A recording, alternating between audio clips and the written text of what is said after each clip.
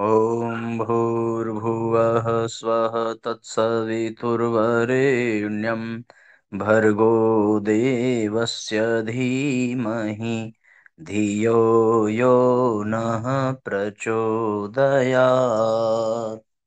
ॐ योगपूर्णं तपोनिष्ठं वेदमूर्तिं यशस्विनं गौरवर्णं गुरुश्रेष्ठं भगवत्या सुशोभितं कारुण्यामृतं सागरं शिष्यभक्तादिसेवितं श्रीरामं सद्गुरुं ध्यायेत् तमाचार्यवरं प्रभुं तमाचार्यवरं प्रभुम्। ॐ सद्गुरुचरणकमलेभ्यो नमः। वन्दे भगवतीं देवीं श्रीरामञ्च जगद्गुरुं पादपद्मे तयोः श्रुत्वा प्रणमामि मुहुर्मुहुः। परम पूज्य गुरुदेव परम वंदनीय माता जी के दिव्य संरक्षण में विराजमान ऑनलाइन दैनिक स्वाध्याय के आज के सत्र में आप सभी आत्मीय बंधुओं का बहुत बहुत स्वागत, बहुत बहुत अभिनंदन है साथियों। आइए आज के सत्र का हम सभी भावपूर्वक शुभारंभ करते हैं। पितरों के निमित्त पुण्य कर्म का सुअवसर पितृपक्ष विशेष पर ये अध्याय आया था और हम लोग आज इसको पढ़ेंगे। सभी परिजन शीघ्रता पूर्वक शेयर जरूर कर दें जिससे कि सर्वाधिक लोगों को इसका लाभ प्राप्त हो सके। जिस प्रकार देवियों की साधना के लिए सर्वाधिक अनुकूल समय नवरात्र होता है, उसी तरह पितृपक्ष के 15 दिवस पितरों की तृप्ति, तुष्टि और शांति के लिए बेहद अनुकूल समय माना गया है। भारतीय संस्कृति में जीते जी पितरों की सेवा करने का विधान तो है ही, शरीर छोड़ने के बाद भी पूर्वजों के निमित्त श्रद्धा पूर्वक दान एवं पुण्य कर्म करने की पावन परंपरा है। हमारे पूर्वज जिस भी रूप में हों, उन तक अपनी भावनाएं पहुंचाने, कृतज्ञता व्यक्त करने के लिए कर्मकांड का भी सहारा लिया जाता है। भगवान राम के पिता राजा दशरथ जी की अकाल मौत के कारण उन्हें मुक्ति नहीं मिली। तब उन्होंने गया में श्राद्ध कर्म, पिंडदान आदि किया था, जहां दशरथ जी की आत्मा ने उन्हें प्रत्यक्ष दर्शन तथा आशीर्वाद दिए थे। पितृपक्ष में श्राद्ध के निमित्त जरूरतमंद को भोजन एवं वस्त्र दान भी किया जाता है। बीमारी, दुर्घटना आदि के कारण असमय मौत होने पर वह आत्मा धरती पर ही भटकती रहती है। उनकी मुक्ति के लिए ही श्राद्ध तर्पण, पिंडदान का विधान है। भागवत कथा का अनुष्ठान भी इसी निमित्त किया जाता है। धुंधकारी का उद्धार भागवत कथा श्रवण से ही हुआ था। प्रबल पितृदोष के कारण परिवार में वंश वृद्धि रुकना, कलह, रोग, कष्ट, शोक, दुर्घटना आदि अनेक कठिनाइयों को झेलना पड़ता है। अतः पितृदोष आदि का जन्म कुंडली में ग्रहों के दुर्योग हों, तब तो अनिवार्यतः पितरों के निमित्त देव स्थान में, गौशाला में स्वयं जाकर गोसेवा, हरा चारा दान करना, गोग्रास आदि की सेवा पितृपक्ष में करनी चाहिए।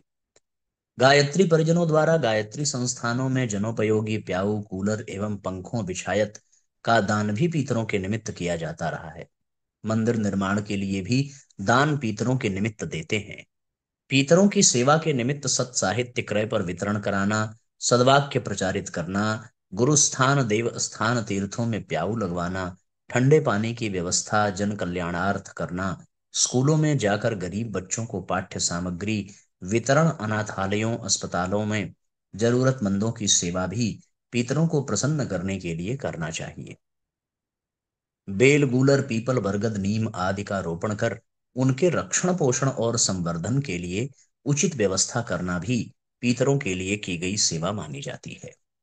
तालाब, बावड़ी, कुओं का निर्माण भी पितरों को शांति देता है। गायत्री परिवार द्वारा शांति कुंज हरिद्वार, गायत्री तपोभूमि मथुरा तथा देश भर में प्रज्ञा संस्थानों में व्यापक तौर पर श्राद्ध तर्पण आदि कर्मकांड की सुव्यवस्था की जाती है। गायत्री मंत्र जप से पितरों को शांति, सद्गति मिलती है। पृथक रूप से पितृ गायत्री मंत्र का एक माला जप भी नित्य पितृपक्ष में किया जा सकता है। यथा ओम पितृगणाय विद्महे जगद्धारिणी धीमहि तन्नो पितृ प्रचोदयात। पीपल के वृक्ष की जड़ में प्रतिदिन तांबे के पात्र में साधारण जल में थोड़ा गंगा जल, गोदुग्ध, तिल, जौ, कुश आदि मिलाकर पीतरों के निमित्त जल अर्पित करना, 7 प्रदक्षिणा करना चाहिए। पीपल देव वृक्ष है। गौ माता में भी समस्त देवता तथा समस्त तीर्थों का वास होता है। अतः गौशाला में गौग्रास चारा दान करना भी पीतरों को शांति देता है।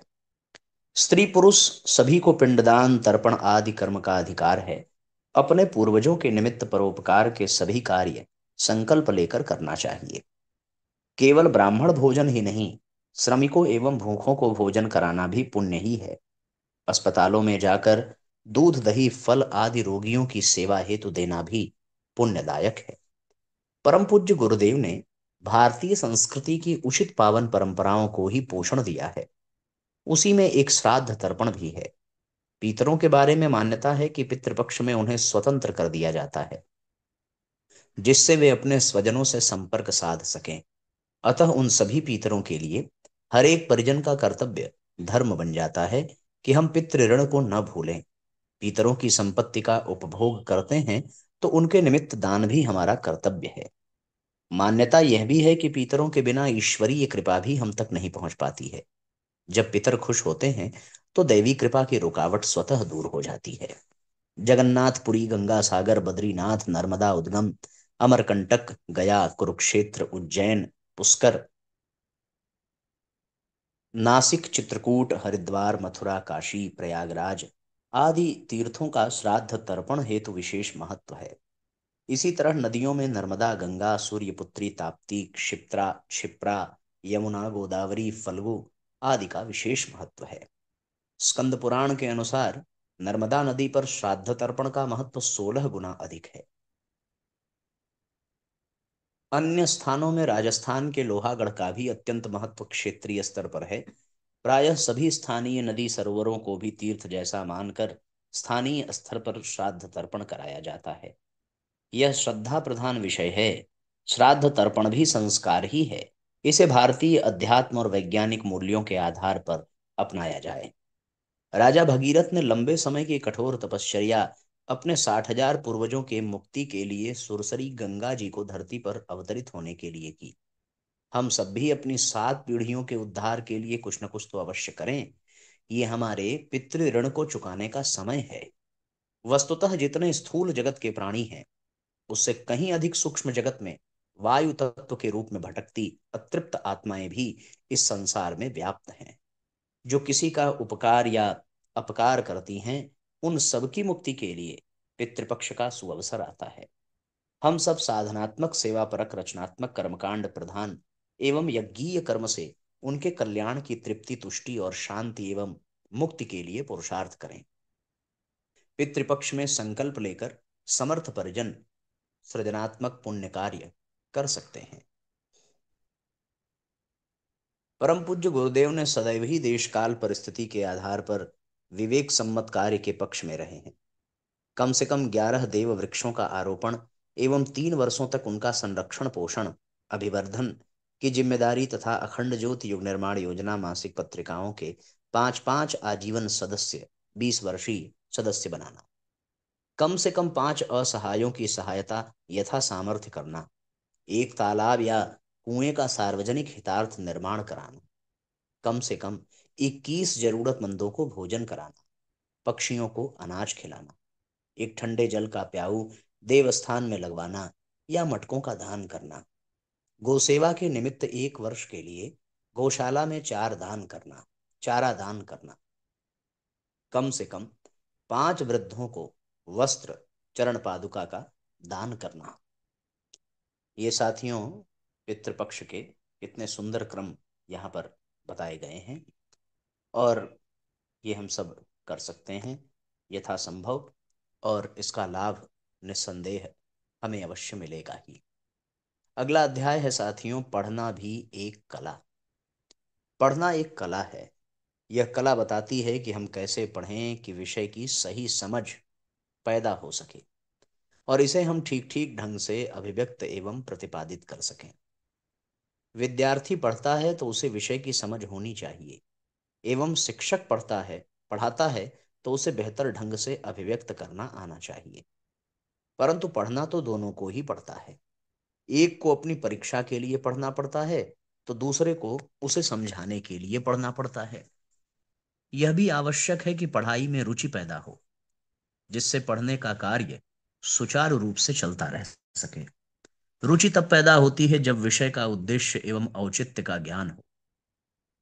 रुचि पूर्वक पढ़ना तभी संभव हो पाता है जब हमें उस विषय के उद्देश्य का पता हो कि आखिर हम उसे पढ़ क्यों रहे हैं और उस विषय का हमारे जीवन से क्या संबंध है। जब तक यह बात स्पष्ट नहीं हो पाती कि विषय का औचित्य क्या है और उसकी हमारी निजी जीवन में क्या उपयोगिता है एवं आवश्यकता है, तब तक विषय गधे के पीठ पर चंदन की लकड़ी को ढोने के समान भारवत प्रतीत होता है। गधा चंदन को ढोता तो रहता है, परंतु वह उसके महत्व एवं सुगंध से वंचित बना रहता है। ठीक इसी प्रकार हम भी विषय को ढोते रहते हैं, पर हमें यह भी पता नहीं रहता कि जिस कक्षा में हम पढ़ रहे हैं उसका पाठ्यक्रम क्या है और क्यों है। सब कुछ एक बोझ सा रुचिहीन मालूम पड़ता है। परंतु ठीक इसके विपरीत जब हमें विषय का लाभ एवं उपयोगिता की जानकारी हो जाती है, तो रुचि स्वतः पैदा हो जाती है और हमारा मन पढ़ने में रमने लगता है। पढ़ने के लिए हमें अपनी क्षमताओं का अनुभव होना चाहिए। ये क्षमताएं हैं आंतरिक क्षमता, सीखने की क्षमता, अभिव्यक्ति की क्षमता, स्मरण शक्ति। आंतरिक क्षमता के अंतर्गत हमारी समझ कितनी है यह आता है। इसमें यह देखने की बात है कि क्या हमारी क्षमता इतनी है कि हम विषय का निर्वाह कर सकें या उसे समझ सकें। यदि हमारी क्षमता यह नहीं है कि हम गणित को समझ सकें और इसके बावजूद गणित की पढ़ाई करें, तो यह विषय हमें कभी समझ में नहीं आएगा, क्योंकि इसके लिए हमें जितनी मानसिक ऊर्जा को इसमें लगाना पड़ेगा उतनी हम नहीं लगा सकते। यदि हम इसमें अपनी मानसिक ऊर्जा नहीं लगाते तो ये हमारे सिर के ऊपर से निकल जाएगा। हम गणित की किताब लेकर बैठे रहेंगे, पर पल्ले कुछ भी नहीं पड़ेगा। शिक्षक पढ़ाकर चला जाएगा, पर हम अपनी ही उधेड़ बुन में फंसे रह जाएंगे और कुछ भी हमें समझ में नहीं आएगा। विषय की समझ पैदा करने के लिए आवश्यक है कि हमारी मनः स्थिति उस विषय के साथ संबंधित हो जाए, और जैसे ही यह संबंध सूत्र जुड़ने लगता है तो विषय की समझ पैदा होने लगती है। फिर हम विषय की गहराई के साथ साथ उसके विस्तार एवं व्यापकता को जानने लगते हैं, और इसके साथ ही हम एक विषय को अन्य विषयों के साथ जोड़कर देख सकते हैं एवं वह अपने जीवन में कितना उपयोगी एवं आवश्यक है यह भी समझ सकते हैं। जब ये समझ पैदा हो जाएगी तो हमारे सीखने की क्षमता भी विकसित हो जाएगी। इसके बाद हम उस विषय को और अधिक गहराई से सीखने का प्रयास करेंगे। सीखने की क्षमता विकसित हो जाने पर हम अपरिचित विषय के साथ ही गहरा तारतम्य जोड़ सकते हैं। यह कला आ जाने से हम अनेक विषय को एक साथ संबंधित करके समझने लगते हैं एवं तुलना कर सकते हैं। इससे हमारा बौद्धिक विकास होता है। विषय की मूल वस्तु एवं मुख्य बिंदुओं का ज्ञान हो जाने से वह विषय समझने एवं सीखने में अत्यंत आसान हो जाता है। इस प्रकार हम उस विषय का बेहतर ढंग से निर्वाह कर सकते हैं। फिर उसे याद करने की आवश्यकता नहीं पड़ती। याद तो तब करना पड़ता है जब हमें विषय समझ में नहीं आता है। समझ आ जाए तो विषय स्वतः स्मृति पटल पर अंकित हो जाता है। इसलिए उपनिषद कहता है कि विषय की बेहतर समझ पैदा करो, उसे याद नहीं करो। सामान्य रूप से विद्यार्थी अपने विषय को विभिन्न प्रकार से याद करता है और अपने दिमाग को उससे संबंधित आंकड़ों से ठूंसने भरने लगता है। एक प्रश्न याद किया, फिर दूसरा, फिर तीसरा, इस प्रकार ढेरों प्रश्न दिमाग में भर दिए जाते हैं। दिमाग प्रश्नों का खजाना बन जाता है। पर परीक्षा के समय यदि किसी प्रश्न का उत्तर याद नहीं आया और इसके परिणाम स्वरूप तनाव पैदा हो गया, तो फिर स्थिति इतनी विपन्न एवं भीषण हो जाती है कि कहा नहीं जा सकता। ऐसे में हमारा दिमाग खिचड़ी बन जाता है और प्रश्नों का गलत उत्तर आने लगता है। दिमाग की एक निश्चित खास बनावट एवं बुनावट होती है। किसी चीज को कैसे याद किया जाए, और उसके लिए उस बुनावट के संग तारतम्य रखना पड़ता है। इस तारतम्य में तब व्यतिक्रम आता है जब भावनात्मक असंतुलन का की स्थिति पैदा होती है। भावनात्मक स्मरण भावनात्मक स्थिरता में स्मरण शक्ति अपने चरम पर होती है, परंतु अस्थिर अवस्था में यह अत्यंत खतरनाक और हानिकारक होती है। ऐसी स्थिति में सोच, समझ, स्मृति एवं अभिव्यक्ति क्षमता तहस नहस हो जाती है और भारी क्षति होती है, एवं कुछ भी याद नहीं रहता। सब कुछ क्षत विक्षत खंडहर में परिवर्तित हो जाता है। सारी मेहनत, ऊर्जा, समय का फिर कोई मूल्य ही नहीं रह जाता। अतः हमें भावनात्मक संबंधों को स्थिर बनाए रखना चाहिए, ताकि हमारी ऊर्जा, श्रम एवं समय विषय वस्तु की समझ पैदा करने में नियुक्त हो सके। विषय की समझ हो और उसमें रुचि पैदा हो जाए तो उसकी अभिव्यक्ति हो सकती है। इस संदर्भ में विद्यार्थी विषय को बेहतर ढंग से प्रस्तुत कर सकता है और शिक्षक उसे प्रतिपादित कर सकता है, अभिव्यक्त कर सकता है। इस प्रकार पढ़ने में रुचि उत्पन्न होती है और हम ढेर सारे नए विषयों के प्रति आकर्षित होते हैं एवं उसे पढ़ने लगते हैं। पढ़ना एक कला है। उसका प्रारंभ हमें वहां से करना चाहिए जहां उसका मूल विषय समाया रहता है, जिसके खोलने से सब कुछ खुलने लगता है। इस तरह हम सामान्य पढ़ाई को रुचिकर बनाते हुए स्वाध्याय के क्षेत्र में प्रवेश करते हैं, जहां हमारे आंतरिक विकास की संभावनाएं खुल जाती हैं। कितनी गहराई से इन चीजों को साथियों यहाँ पर समझाया गया है। बहुत गहराई पूर्वक इन चीजों को सुनने, समझने और आत्मसात करने की बात है। आप यदि चाहें तो अपने घर के पढ़ने वाले बच्चों को अवश्य इसके विषय में बताएं, ताकि वो इस अध्याय को सुने, सुन करके समझें और तदनुसार पढ़ाई का क्रम संपन्न करें। ये बहुत आवश्यक है साथियों। हर विद्यार्थी को इस अध्याय को सुनना चाहिए और हर विद्यार्थी को इसी अनुसार अपने अध्ययन और पठन और पढ़ने की प्रक्रिया को पूर्ण करना चाहिए। जो ऐसा कर सके उसके लिए बहुत कल्याण की बात होगी। एक अगला अध्याय है आत्मीय अनुरोध। समय को पहचानिए, भविष्य को संवारिए। भगवान का अवतरण कुछ खास उद्देश्य की पूर्ति के लिए होता है। हमें बताया गया है कि वे धर्म की स्थापना और अधर्म के नाश के लिए आते हैं। भगवत गीता के चौथे अध्याय श्लोक के 7वें 8वें के अनुसार, यदा यदा हि धर्मस्य ग्लानिर्भवति भारतः संभवामि युगे युगे। भगवान कहते हैं, हे भारत, जब जब धर्म की हानि, अधर्म की वृद्धि होती है, तब तब ही मैं अपने रूप को रचता हूँ, साकार रूप से लोगों के सम्मुख प्रकट होता हूँ। साधु पुरुषों का उद्धार करने के लिए, पाप कर्म करने वालों का विनाश करने के लिए ही, धर्म की अच्छी तरह से स्थापना करने के लिए मैं युग युग में प्रकट होता हूँ।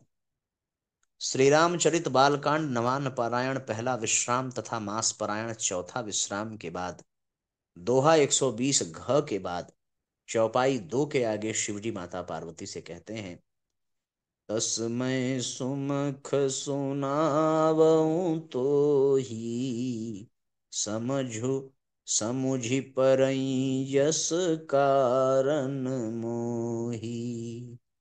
जब जब होई धर्म कै हानि, बाढ़हि असुर अधम अभिमानी। करही अनीति जाई नहीं बरनी, सीधहि विप्रधेनु सुरधरनी। तब तब प्रभु धरि विविध शरीरा, हरहि कृपा निधि सज्जन पीरा। असुर मारि थापहि सुरन, राखहि निज श्रुति सेतु। जग विस्तारहि विशद जस, राम जन्म कर हेतु। भगवान कहते हैं त्रेता युग में भगवान राम के जन्म के कारण शिव जी बताते हैं कि जब जब धर्म का ह्रास हो जाए, नीच अभिमानी राक्षस बढ़ जाएं, वे ऐसा अन्याय करते हैं जिसका वर्णन नहीं हो सकता, तथा ब्राह्मण गौ देवता और पृथ्वी कष्ट पाते हैं, तब तब वे कृपा निधान प्रभु भांति भांति के दिव्य शरीर धारण कर सज्जनों की पीड़ा हरते हैं। वे असुरों को मारकर देवताओं का मान बढ़ाते हैं, वे वेदों की मर्यादा की रक्षा करते हैं और जगत में अपने निर्मल यश फैलाते हैं। पूज्यवर के अमृतवाणी ग्रंथ में परम पूज्य गुरुदेव का एक प्रवचन छपा है, आज के प्रज्ञावतार की युग देवता की अपील। भगवान द्वारा इस धरा पर अवतार लेने के संबंध में वे कहते हैं, मित्रों, भगवान जब भी आते हैं तो उसके कई मकसद होते हैं। एक तो आपने पहले ही सुन रखा है कि वह धर्म की स्थापना के लिए, अधर्म के नाश के लिए। ये दो मकसद हैं, आपको मालूम ही है, रामायण में आपने पढ़ा है। अब एक बात और जोड़ लीजिए हमारी ओर से, वो है जो सौभाग्यशाली समय को पहचान लेते हैं और उनके जीवन काल में प्रकट अवतारी सत्ता या महापुरुष के अभियान से स्वयं को जोड़ लेते हैं, उनके साथ कदम से कदम मिलाकर चल पड़ने का साहस जुटा लेते हैं, उनके सौभाग्य को चमका देने के लिए निष्ठावान भक्तों अनुयायियों को सिर और माथे पर रखने के लिए भी भगवान आते हैं, उनको उछाल देने के लिए और इतिहास में अजर अमर बना देने के लिए भी भगवान आते हैं। जो अवसर को पहचान लेते हैं वे धन्य हो जाते हैं। गुरुदेव ने जमाने को बदलने के लिए युग निर्माण योजना की घोषणा सन 1963 में मथुरा से की। इसकी सबसे छोटी इकाई व्यक्ति को सुदृढ़ बनाने के लिए व्यक्ति निर्माण पर जोर दिया। उनकी प्रथम पुस्तक का नाम था मैं क्या हूं, जो बहुत ही प्रसिद्ध हुई। देश की आधी जनसंख्या नारी को आगे लाने के लिए परम वंदनीय माता जी ने पूज्य गुरुदेव के साथ कंधे से कंधा मिलाकर के नारियों में साहस की संजीवनी का संचार किया। घिया मंडी में रहते हुए उन्होंने कई दुखी नारियों को पास जाकर रखकर हिम्मत बढ़ाई। शांति कुंज हरिद्वार से देव कन्याओं को प्रशिक्षित कर पूरे देश में भेजकर आधी जनसंख्या को आगे बढ़ाने का शुभारंभ किया। आज हमारी बहन बेटियां धर्म तंत्र से लोक शिक्षण तो कर ही रही हैं, वे जीवन के प्रत्येक क्षेत्र में अग्रणी भूमिका निभाकर अपना लोहा मनवा रही हैं। हमारे कार्यक्रमों में उनकी शानदार उपस्थिति तथा सक्रिय सहयोग से यह सिद्ध होता है। कनिष्ठ वानप्रस्थ योजना हमारी ऋषि व्यवस्था के अनुसार 100 वर्ष के जीवन के लिए 25 वर्ष तक ब्रह्मचर्य आश्रम, 25 से 50 तक गृहस्थ आश्रम, 50 से 75 तक वानप्रस्थ और 75 से 100 संन्यास आश्रम की व्यवस्था बनाई गई थी। वानप्रस्थ संस्कार भारतीय धर्म और संस्कृति का प्राण है। युवावस्था के कुसंस्कारों का शमन एवं प्रायश्चित इसी साधना द्वारा होता है। पूज्य गुरुदेव को वानप्रस्थ भाव से ओतप्रोत कार्यकर्ताओं की सर्वाधिक संख्या में आवश्यकता पड़ी, तो उन्होंने कनिष्ठ वानप्रस्थ योजना द्वारा युवाओं को आमंत्रित किया। यह योजना काफी कारगर सिद्ध हुई। यह इस योजना से जुड़े युवा आज गायत्री परिवार में कई महत्वपूर्ण जिम्मेदारियां संभाल रहे हैं। आज परम पूज्य गुरुदेव एवं परम वंदनीय माता जी प्रत्यक्ष रूप से चाहे न दिखें, पर उनकी उपस्थिति का अनुभव हम करते हैं। गायत्री परिजन तथा बेटे बेटियां समय को पहचान कर अपनी युग निर्माण के प्रवाह से जुड़कर महत्वपूर्ण भूमिकाएं निभाते हुए युग निर्माण मिशन के कार्यों में रुचि लेते हैं। आश्वस्त हुआ जा सकता है कि युवाओं का भविष्य उज्जवल है, राष्ट्र का भविष्य उज्जवल है। इस तरीके से साथियों ये अध्याय पूर्ण हुआ। अब आज के सत्र को यहीं पर विश्राम देंगे। गायत्री मंत्र हमारे साथ साथ। ओम भूर्भुवः स्वः तत्सवितुर्वरेण्यं भर्गो देवस्य धीमहि धियो यो नः प्रचोदयात्। सभी आत्मीय बंधुओं को बहुत बहुत प्रणाम। सबका मंगल हो साथियों। जय राम जी की शुभ रात्रि।